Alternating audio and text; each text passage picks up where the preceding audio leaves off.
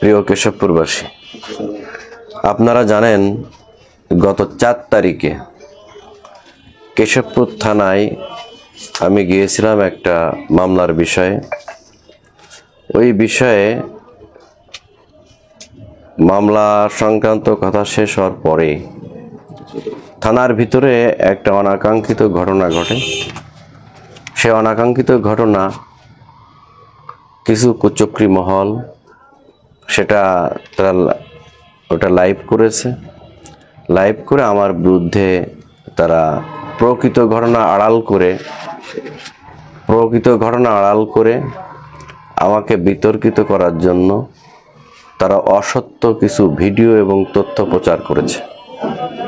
এই অসত্য ভিডিও এবং তথ্য প্রচারের ব্যাপারে সারা দেশে এটা ভাইরাল হওয়ার কারণে আজকে আমি লাইভে এসে প্রকৃত ঘটনা তুলে ধরতে বাধ্য হলাম।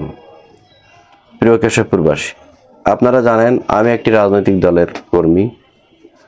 আমার বিরুদ্ধে এখানে আরও অনেক লোক আছেন যারা বিভিন্ন সময়ে বিভিন্ন বিষয় নিয়ে ষড়যন্ত্র করে আসছেন। আমি মনে করি তারই অংশ হিসাবে এই ষড়যন্ত্রের একটা ধারাবাহিকতা। তো আজকে 4 তারিখের ঘটনা নিয়ে যে ঘটনাটা ঘটেছে তার প্রকৃত বিষয়গুলো আমি আজকে ফেসবুক লাইভে এসে আমি আপনাদের উদ্দেশ্যে, কেশবপুরবাসীর উদ্দেশ্যে এবং আমার এই ঘটনা যে 70,000 লোক যারা দেখেছেন, দেশের মানুষ যারা দেখেছে, সকলকে আমার এই বিষয়টা আজকে সকলের সামনে আমি পরিষ্কার করতে চাই। গত 4-8-25 তারিখ সন্ধ্যা 7:30টার সময় একটি মামলার বিষয়ে কেশবপুর থানার ইনচার্জ জনাব আনোয়ার হোসেনের সঙ্গে কথা বলতে যাই। আমার সাথে ছিলেন 3 নম্বর ইউনিয়ন মজিদপুর বিএনপির সেক্রেটারি ইব্রাহিম হোসেন এবং বিএনপি নেতা বাগদা গ্রামের আবু সাইদ ভাই। থানার অফিসার ইনচার্জ জনাব আনোয়ার হোসেনের সহিত আলাপ আলোচনা শেষে আনুমানিক রাত 9টার সময় বেরিয়ে আসার সময় থানার বারান্দায় দেখতে পাই কেশবপুর ছাত্রদলের সভাপতি মোহাম্মদ আজিজুর রহমান তার সঙ্গে থাকা 15-20 জন যুবক, ছাত্রদলের বিভিন্ন পর্যায়ের ছাত্রনেতারা 2 জন যুবককে অ্যাটাক করেছে এবং ওই 2 জন যুবককে মারপিট করার জন্য উদ্যত হয়েছে। পরে তাদের নাম জানতে পারি, একজনের নাম ফারুক, অপরজনের নাম রাজীব। আক্রান্ত যুবক 2 জনের নাম ফারুক, অপরজনের নাম রাজীব। ছাত্রদলের নেতারা বলছেন রাজীব নাকি ছাত্রলীগ করে এবং সে নাকি তাদের অনেক অত্যাচার করেছে। ফারুককে বলে ফারুক 8 নম্বর ইউনিয়নের 7 নম্বর ওয়ার্ডের যুব জামাতের সেক্রেটারি। আমাকে দেখে ওই 2 যুবক তাদের বিপদ থেকে আশ্রয় চায় এবং